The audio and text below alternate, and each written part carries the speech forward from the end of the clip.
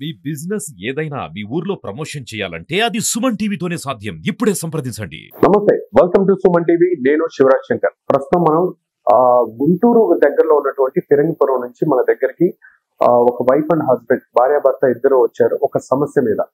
ఆ సమస్య ఏంటని తెలుసుకోబోయే ముందు, బేసిక్ గా మా దగ్గరికి రెగ్యులర్ గా చాలా మంది సమస్యలతో వస్తూ ఉంటారు. అయితే వాళ్ళకి లీగల్ గా న్యాయవాదుల సమక్షంలో న్యాయ సలహాలు ఇచ్చి దానికి సంబంధించి ఫ్యామిలీ డిస్ప్యూట్స్ ఉన్నా అవి క్లియర్ చేసే ప్రయత్నం చేస్తూ ఉంటాం. అయితే ఈ విషయానికి వచ్చేసరికి వాళ్ళ సమస్య విన్నప్పుడు నాకు చాలా ఇబ్బందికరంగా అనిపించింది. వాళ్ళకి చాలా విషయాలు చెప్పాం. లేదమ్మా, వేరే విధంగా పోరాడండి, పోలీసుల ద్వారా వెళ్ళండి అని చెప్పేసి. సో వారు అన్ని ప్రయత్నాలు చేసి దాని నుంచి ఎటువంటి ఫలితం రాక చివరిగా మన దగ్గరికి రావడం జరిగింది. సో వాళ్ళ విషయం ఏంటి, వాళ్ళకి జరుగుతున్నటువంటి అన్యాయం ఏంటి, ఆ ఇబ్బందికరమైన పరిస్థితి ఏంటి, వాళ్ళ మాటల్లోనే తెలుసుకునే ప్రయత్నం చేద్దాం. నమస్తే అమ్మా. నమస్తే. చెప్పండి, మీ పేరు, ఎక్కడి నుంచి వచ్చారు? అది ఫిరంగిపురం అండి, గుంటూరు జిల్లా దగ్గర. మీ సమస్య ఏంటి కూలంకషంగా చెప్పండి. గారు, ఆయన మా మిస్సెస్ ని రోజు నేను బయటికి వెళ్ళినప్పుడు, విజయవాడ వెళ్ళినప్పుడు సరికి నేను లేనప్పుడు హెరాస్మెంట్ అంటే ఒక విధమైన మానసికంగా లొంగ తీసుకోవటానికి అనేక రకాలుగా ప్రయత్నిస్తున్నాడు. కాకపోతే ఆమె ఒప్పుకోపోయేసరికి సెక్స్ వల్ల హెరాస్మెంట్ చేస్తున్నాడు. నేను అయి కొనిపిస్తాను, బంగారం కొనిపిస్తాను, ఆస్తి చూపించినా కూడా లొంగపోయేసరికి ఇంట్లో నుంచి వెళ్ళిపోండి. అది బాగా ఇబ్బంది. మీరు చూసారా ఆయన అలా చేస్తున్నప్పుడు? నేనైతే చూడలేదండి, మా మిస్సెస్ చెప్పింది. అంటే నేను బజార్ నుంచి ఆయన మా మిస్సెస్ కాడ ఉన్నప్పుడు బజార్ నుంచి వస్తుంటే ఆయన లోపలికి వెళ్ళిపోతున్నాడు. నేను మా మిస్సెస్ ని అడుగుతుంటే చేయలేదు, అంటే థాట్ మైండ్ లోకి రాలేదు.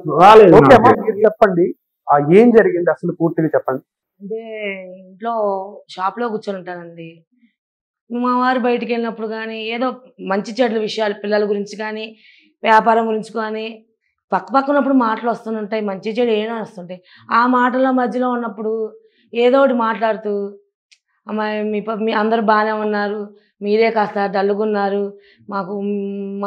నాకున్నది బాధ మీ వల్లే, మీరు కూడా ఒక దారికి వస్తే బాగుండంటే ఏం చేద్దాం మావయ్య గారు, మరి వ్యాపారం లేదు మేమేం చెయ్యము, ఎక్కడికి వెళ్ళి బతకాలన్నా మనం బతకలేని పరిస్థితి, అంటే మిమ్మల్ని ఒక దారి చేయాలి, మిమ్మల్ని అలా చూడాలి ఇలా చూడాలి, నిన్ను బాగా చూసుకోవాలని ఉంది, ఎందుకంటే నాకు ముగ్గురు కోడల మీద కన్నా నువ్వంటేనే ఇష్టం, ఎందుకంటే నువ్వు మా అనుకుగా ఉంటావు, వాళ్ళిద్దరికన్నా నువ్వు అనుకుగా ఉంటావు, ఒక మాట ఒక అన్న పడతావు, ఏమన్నా చెప్పినా ఒక పని చేస్తావు, రేపు పొద్దున మమ్మల్ని చూసినా నువ్వే, నాకు అసలు ఇవన్నీ కాదు, నాకు నువ్వంటే ఇష్టమే నా కొడుక్కి నేను చేసుకున్నాను, నాకు నా మనవాళ్ళంటే ఇష్టం ఇవన్నీ కాబట్టి మరి నేను నిన్ను చూసే కదా మెమ్మ చనిపోయినప్పుడైనా అండి దగ్గర కూర్చొని చేశాను, మరి నువ్వేమో నాకు ఇదవ్వట్లేదు, ఊరు మొత్తం తప్పు పనులు చేస్తున్నాయి, నువ్వు మాత్రం ఎందుకు తప్పు చేయవు అంటే, మావయ్య గాండి అలా అనటం తప్పండి, మీరు నాకు తండ్రి లాంటి వాళ్ళు,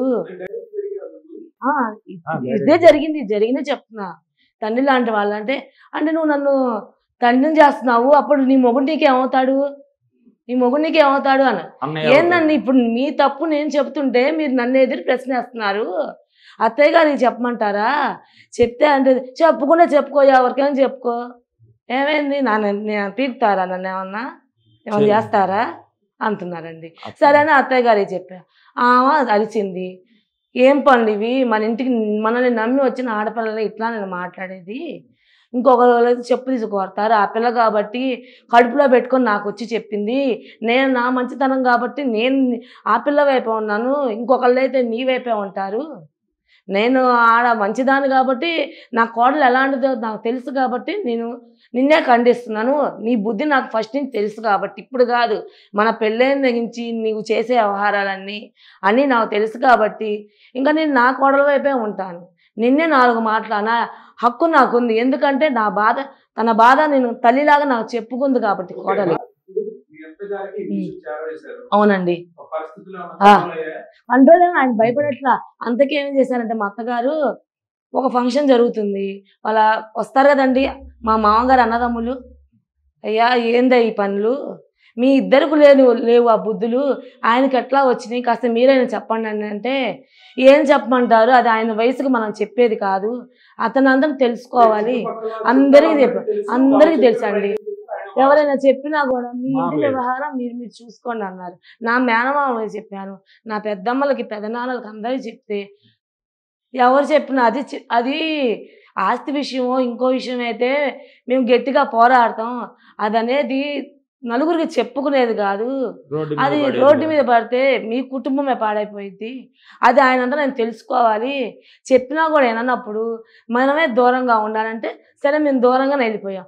దూరంగా వెళ్తే ఇంటికి వచ్చి నా మనవాళ్ళు కావాలని తెనాలు వెళ్ళిపోయామండి. వెళ్ళిపోతే ఇల్లు తీసుకొని వెళ్ళిపోతే ఇంటికి వచ్చి గొడవ చేసి తీసుకొచ్చేదాకా గోల చేశారండి మా మీద.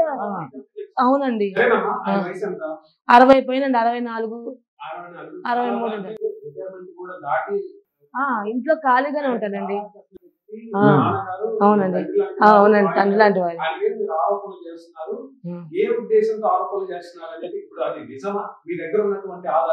ఆధారం అండి ఇప్పుడు మనకి చెప్పి చేయరండి చెడు పనులు మంచి అది ఆధారం అంటే ఇంకా దైవ సాక్షి, ఆయన మనస్సాక్షి, నా మనస్సాక్షి, చుట్టుపక్కల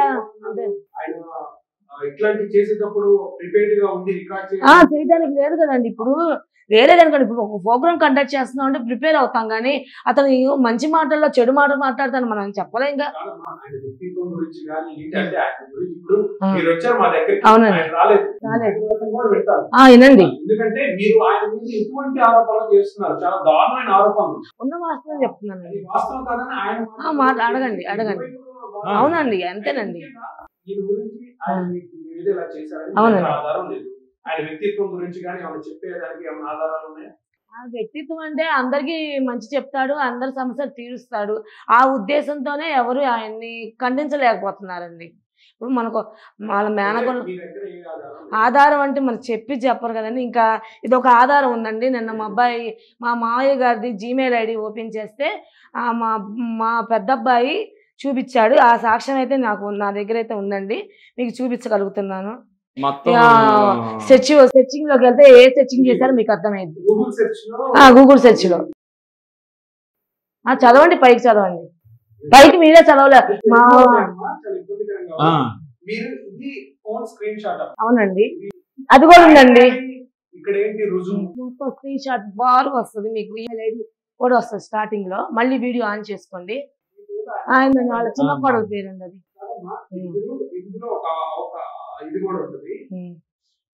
మీరు అప్పటికప్పుడు ఎవరైతే చూసింది ఎవరు? మా బాబు, మా పెద్ద అబ్బాయి అండి. డేట్ టైం తో మెన్షన్ అయ్యి ఉందండి. ఆ హిస్టరీ కూడా చూపించవచ్చు, కానీ ఇది చాలా రోజుల నుంచి హిస్టరీ ఉంది.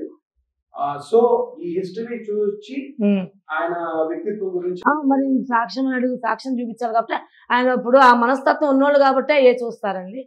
మా అమ్మగారు కూడా బుద్ధి మార్చుకోయా, పద్ధతిగా ఉంటది. 60 దాటి 1961 అండి. బుద్ధి మార్చుకోయా కాస్త, వాళ్ళు పిల్లలు ఎక్కువ వస్తున్నారు, మనవాళ్ళు కాలేజీ చదువుతున్నారు, రేపు అని ఉమ్మేస్తారు అని మా అమ్మగారు చాలా సార్లు బాధపడ్డారండి, ఏడిసింది. మా అమ్మ కూడా ఏడిసింది. ఇప్పుడు నేను వచ్చేటప్పుడు కూడా నాకు బాధగా ఉంది. ఇప్పుడు ఎంత లేదన్నా కన్న తల్లి కేసు పెట్టాలన్నా కూడా బాధగానే అనిపిస్తుంది. కాకపోతే నా భార్య మనస్తాపం చెంది చూసి ఉండపట్టలేక ఇంకా తల్లిదండ్రులు కాదనుకొని నేను సుమన్ టీవీని ఆశ్రయించాను. కేసు పెడితేనే వాళ్ళు ఎఫ్ఐఆర్ చేయమంటే చేయట్లేదు, ఎన్నిసార్లు చెప్పినా చేయట్లేదు, తెల్ల కాగితాల మీద సంతకం పెట్టమన్నారు. నేను అంతలో సుమన్ టీవీ ఫోన్ చేస్తే సారు తెల్ల కాగితాల మీద సంతకం పెట్టద్దన్నారు, ఆగిపోతే తెల్లారి రేపొద్దున కోర్టుకి వెళ్ళాలి, 10ంటికి రండి అన్నారు. ఇంటికి వెళ్ళిన తర్వాత మా పిల్ల అన్నారు, రేపు కోర్టుకి వెళ్ళాలంటే రేపు సెలవు కదా నాన్న, ఎట్లా చెప్పారు నీకు, గాంధీ జయంతి ఎట్లా చెప్పారు మీకు, అసలు వాళ్ళు పోలీసులేనా, ఎఫ్ఐఆర్ రాయమని 1కి 10 సార్లు చెప్పానండి. ఆయనకి 5 ఏళ్ళు శిక్ష పడాలి, మాకు ఎటువంటి దురుద్దేశం లేదు. దురుద్దేశం ఉంటే ఇంటికాడ 10 కోట్లు ఉన్నోళ్ళు ఉన్నారు, వాళ్ళ మీద అయినా పెట్టచ్చు, డబ్బు కోసమే. అయితే మీ పెళ్ళి ఎన్ని సంవత్సరాలు అయింది? మా పిల్లకి 18 సంవత్సరాలు అయింది. ఇది ఎప్పటి నుంచి జరుగుతుందమ్మా? ఒక 3-4 ఏళ్ళ నుంచి జరుగుతుందండి. 4 ఏళ్ల నుంచి. అప్పుడప్పుడు అంటే రోజు కాదు, ఆయనకి నేను ఏమన్నా లేనప్పుడు ఎక్కువగా నా దగ్గర మైనస్ జరిగినప్పుడు, ఇప్పుడు ఆర్థిక ఇబ్బంది కానీ, పిల్లల విషయం కానీ, ఇంకో విషయం కానీ, వ్యాపారం డల్ అయినప్పుడు కానీ, అలాంటప్పుడు క్యాచ్ చేసుకొని ఈ విధంగా మాట్లాడుతున్నాడండి. నేను ఎక్కువగా ఇంట్లో లేని సమయంలో చూసి మా మాట్లాడాను. అడిగానండి, అడిగితే నా ఇష్టం. నా ఇష్టం అన్నాడు. నీ ఇంట్లో నుంచి వెళ్ళిపో, ఇది నా ఆస్తి. తప్పు చేశాను, తప్పు చేయలేదు, ఒప్పుకోవట్లేదు. నా ఇష్టం అంట. నా ఇష్టం అన్నాడు. ఇంట్లో నుంచి వెళ్ళిపోండి, ఇది మా ఆస్తి. మళ్ళీ తీసుకొచ్చాను. నమ్మి వచ్చాము ఇంటికి, మళ్ళీ అందరూ మాట్లాడాము మాట్లాడుతున్నారండి. నమ్మి వచ్చాము. నమ్మి వచ్చినందుకు మళ్ళీ మొదలు పెట్టాడు. అంటే గ్యాప్ గ్యాప్ గ్యాప్ ఇచ్చి మొదలు పెడుతున్నారండి. సరేనమ్మా, ఇప్పుడు మీ వర్షన్ మీరు చెప్పారు. మీరు మా దగ్గరికి వచ్చారు, ఆయన మా దగ్గరికి రాలేదు, మేము కాంటాక్ట్ అవుతాం. సరేనండి. ఇది ఎంతవరకు నిజం అనేది మేము ఆయన వర్షన్ కూడా వినాలి. వినండి. అర్థమైందా? మీరు అబద్ధం చెప్తున్నారా లేదంటే మీరు చెప్పిన ఆరోపణలు నిజం ఉన్నాయా అనేది మీరు చూపించింది. రిపోర్ట్ పోలీస్ స్టేషన్ రిపోర్ట్ కూడా పెట్టిన, ఇదిగోండి పోలీస్ స్టేషన్ రిపోర్ట్ పెట్టిన పేపర్ కూడా ఉంది. ఆయన కూడా ఆయనతో మాట్లాడి రెండు వైపుల వాదనలు విన్నాక ఏంటనేది పోలీస్ స్టేషన్ లో కూడా దీని గురించి మాట్లాడమంటే నేను 12 లక్షలు ఇచ్చాను, ఆస్తి కోసం చేస్తున్నారు ఏమన్నారంటే ఇక్కడ ఆస్తి గురించి కాదయ్యా, మీ అబ్బాయి వచ్చింది, అమ్మాయిని బాధ పెడుతున్నావు, ఆ విషయం మాట్లాడు నువ్వు. ఆ విషయం మాట్లాడమంటే కనీసం ఆ విషయం అనేదే ఎత్తట్లేదు వాళ్ళు. ఏ కాడికి మేము డబ్బులు ఇచ్చాము, అవి ఇచ్చాము, సెటిల్మెంట్ చేశాను, ఏదన్నా బాధల్లో ఉన్నప్పుడు అవి అక్కడికి ఎస్ఐ గారు అరవగాకు అక్కడ అమ్మాయి కంప్లైంట్ పెట్టింది ఏంది, నువ్వు మాట్లాడేది ఏంది అని అరిచారు. హలో, మల్లేశ్వరరావు గారేనండి? మేము సుమన్ టీవీ నుంచి కాల్ చేస్తున్నామండి. మీ అబ్బాయి గారు, మీ కోడలు గారు మా ఛానల్ దగ్గరకు వచ్చారు. మీరు మీ కోడలు గారి మీద చేసినటువంటి దురుద్దేశంతో చేసినటువంటి ఆ పని గురించి చెప్పారు. సో మేము వాళ్ళ వాదనతో పాటు మీ వాదన కూడా వినాలని అనుకుంటున్నాం. దీని గురించి ఏంటి, స్టూడియోకి వస్తారా? ఏమంటారు ముందు దీని గురించి? ఇది నిజమా?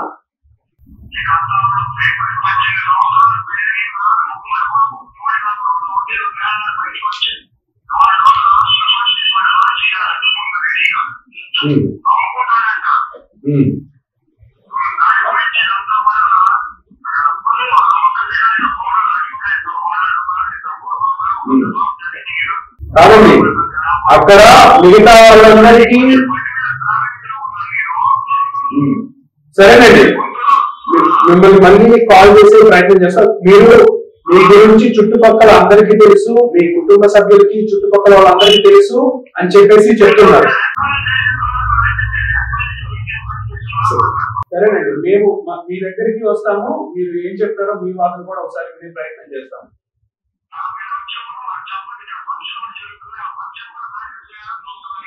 ఓకే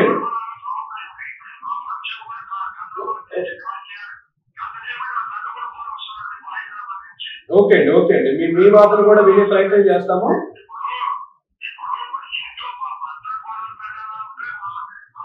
అత్త గొడవ అయితే సుమన్ టీవీ దాకా రావాల్సిన పని ఉంది. అయితే మీ మీద చేసిన ఆరోపణల గురించి ఏమంటారు? ఒక మాట చెప్పండి. వాళ్ళ దగ్గర సాక్ష్యం ఉంది.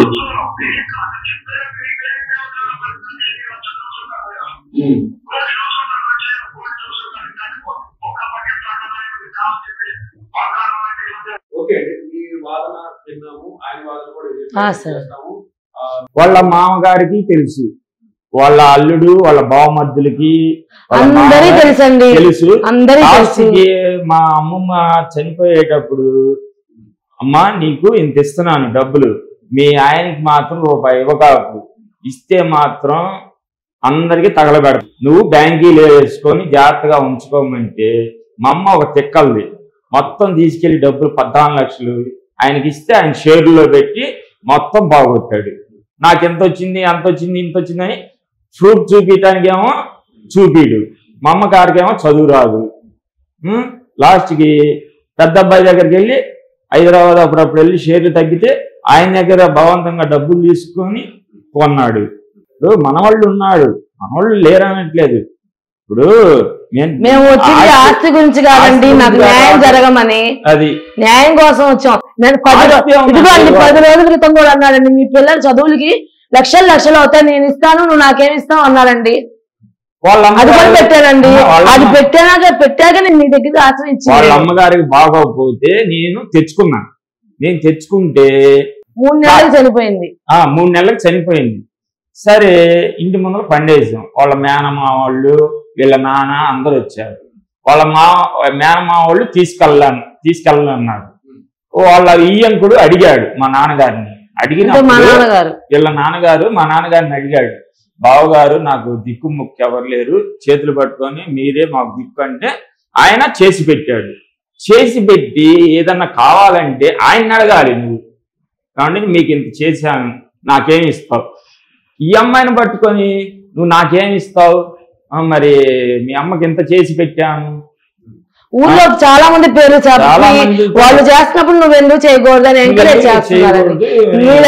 మీరు ఎన్ని మాటలు మాట్లాడినా మీరు చెప్పే తప్పు. మేమైతే ఆస్తి కోసం మేము ఆస్తి కోసం మాత్రం మేము చేయలేదండి. చేయాలనుకుంటే బజార్లో ఎంతో మంది ఉన్నారు. ఆట మనిషి కేసు పెడితే ఏదైనా చెల్లుబాటు అయింది.